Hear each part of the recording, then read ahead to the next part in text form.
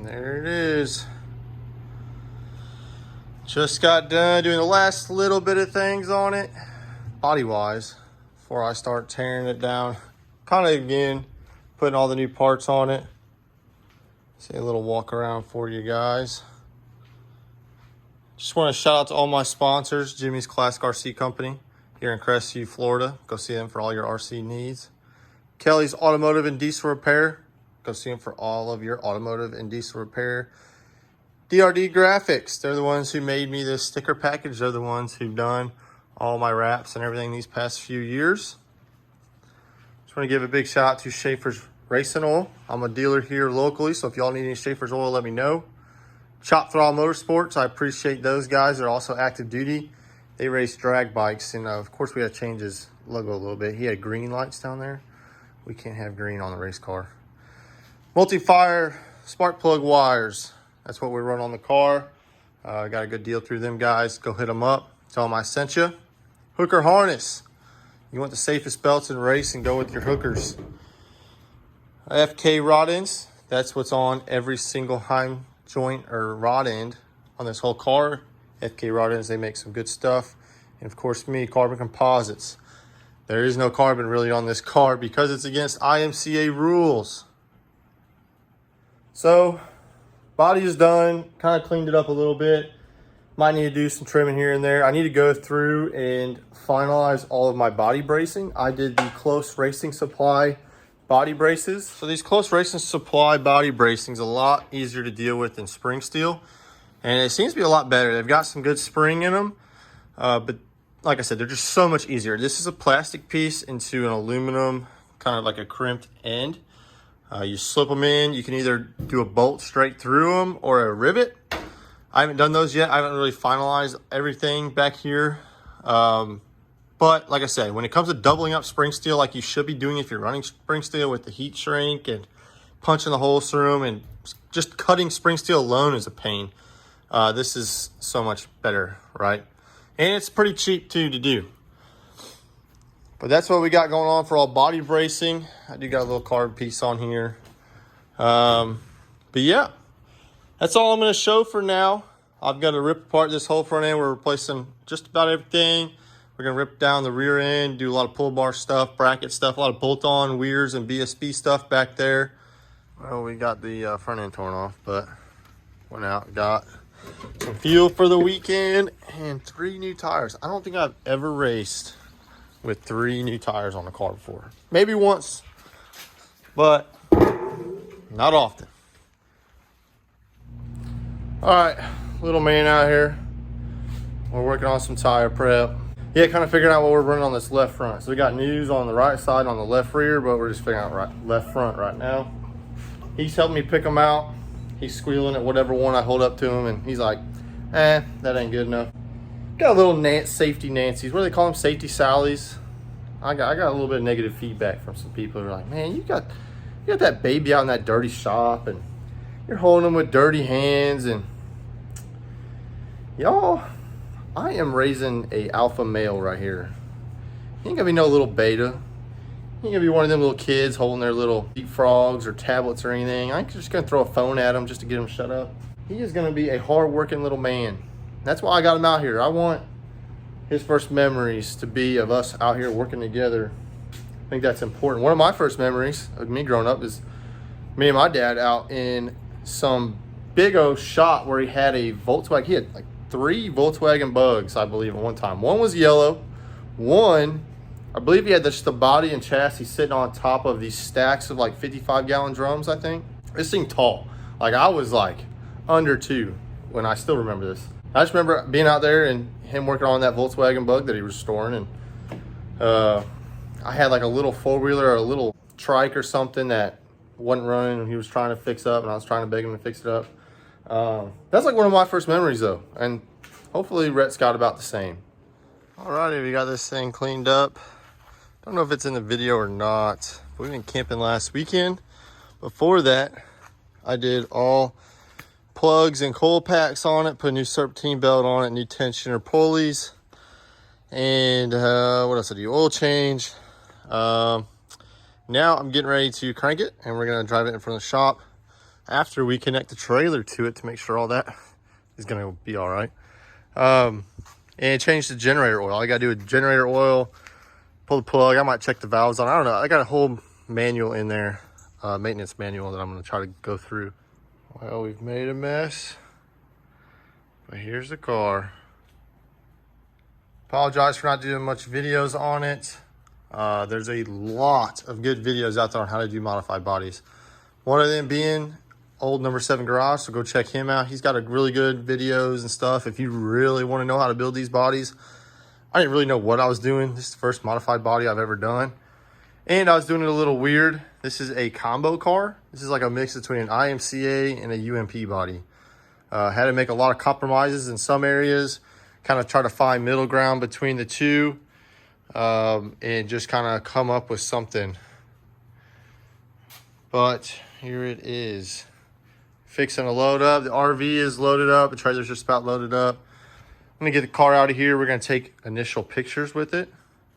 And then we're gonna clean up the shop because this shop is destroyed from me working out here. But we're gonna go racing tonight. Little man, he ain't gonna come tonight because we just had to rip the whole steering column out of the car in this rain. Yes, I said the R word. It was downpouring. Oh, that was frustrating. We didn't even get to take pictures of it yet. And we're already trying to troubleshoot stuff. I'm soaked, I'm hot, I'm pissed off. But I'm relieved now that that's fixed. Or it's better, it ain't fixed. So it has a crazy amount of bind in it when I drove it around the block. And like not enough, like it's not as if you didn't have power steering, it was just bind. So I had to rip it all out, reclocked the universals, and now it's better-ish. So we'll see when we get to the track. If it's really bad, then we'll just get hot laps in to see. Go from there, if we can go to the track tonight. I think it looks pretty good on there. We ain't squatting as much, and most of the weight's right here on the 2 axles. Hopefully we don't blow a tire until we can get fenders put on. Well, here it is. It's been a minute. I don't think they got a drop here compared to what we had in Cressy, but that is looking good. I can't wait to be back. It's so good to be back. Talking to everybody. It's a little dark looking, but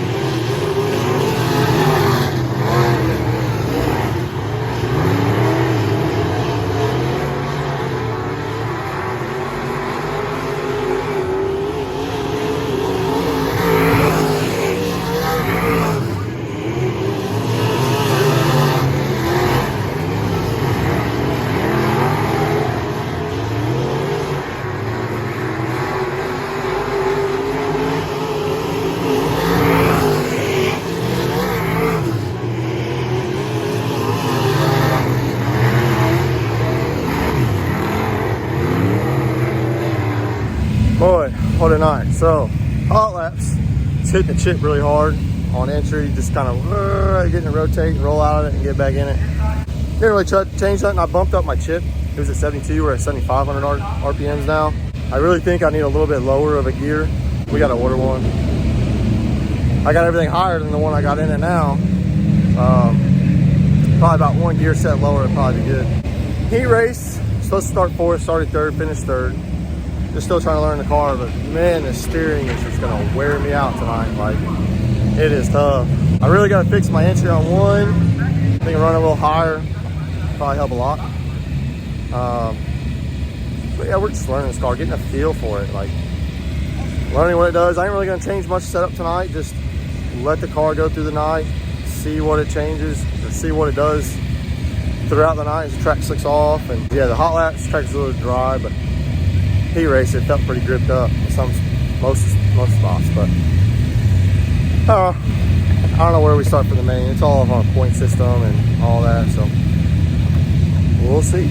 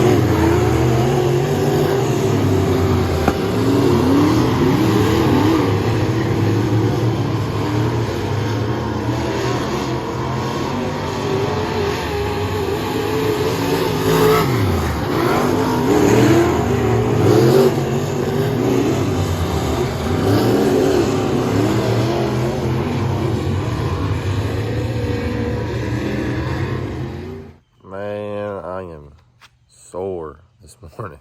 So, I mean, just from the beginning, not having a good steering in the car, just binding so bad.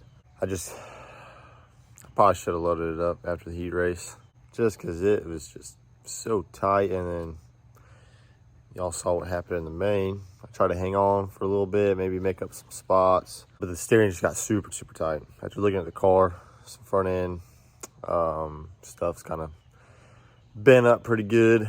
So we got to replace. I'm just gonna replace the whole front assembly, everything like the center link and all the tie rods and everything. The pitman arm, I'm just gonna get it all new.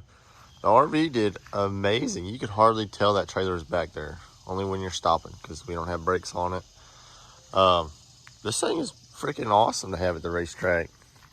Have your own private pooper, your own fridge. You don't need ice, you don't need a cooler. I feel like I'm spoiled. Like AC, like, man, that was awesome. But that just adds one more big item to wash after every race day and to clean out the inside. And we're going camping this week because we're gonna be done for a minute. Gotta unload everything, clean it up, get all the dirt out of it from me going in and out and everything. But let me pull this up forward and get off the trailer, get up on jack stands, and I'll give you a better look of what is all bent. All right, so definitely don't look good. Don't look pretty. I got this down bar right here, and it got this frame horn. Just kind of push it up to the steering box. You can see some stress cracking the powder coat here. Mounting points seem to like stop it here. I think this is pretty common from what I've heard. Most chassis even kind of chop it in the front and kind of put a plate on it. But I don't know. We're still gonna try to see if we can get that just pulled back out. None of this other stuff up here looks bent at all. So like I said, I don't know. We're gonna take this bumper off and kind of get a better idea, but the definitely stuff's bent up here. You can see there, it's hitting on the control arm, that tie rod there. We're just gonna replace all this. Like, I think this is called an idler arm. I don't know. This stock front clip stuff is all brand new to me. But I think they sell a kit, like a pitman arm, the center link here, the tie rods, everything. Might as well just get it, and then I know everything would be straight after that.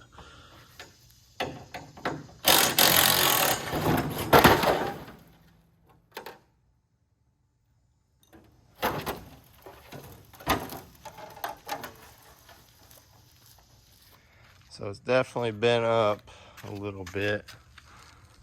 Tweaked it up a little bit and out. All this is fine. I just think it's really just kind of just bent upwards. Maybe they could just pull it down. I can chop this here and here, get a new piece in. That shouldn't be too hard. And race another day, because I think it's pretty much, it didn't bend nothing here, so this steering box looks straight to the car still, or however it's supposed to be, and I think it'd be all right. Not too bad, but I don't know. Like I said, I think some chassis companies chop it. I don't know if IMC allows you to chop this and put a plate on it, because I guess once they bend, they're always going to bend here. So I don't know. I don't know.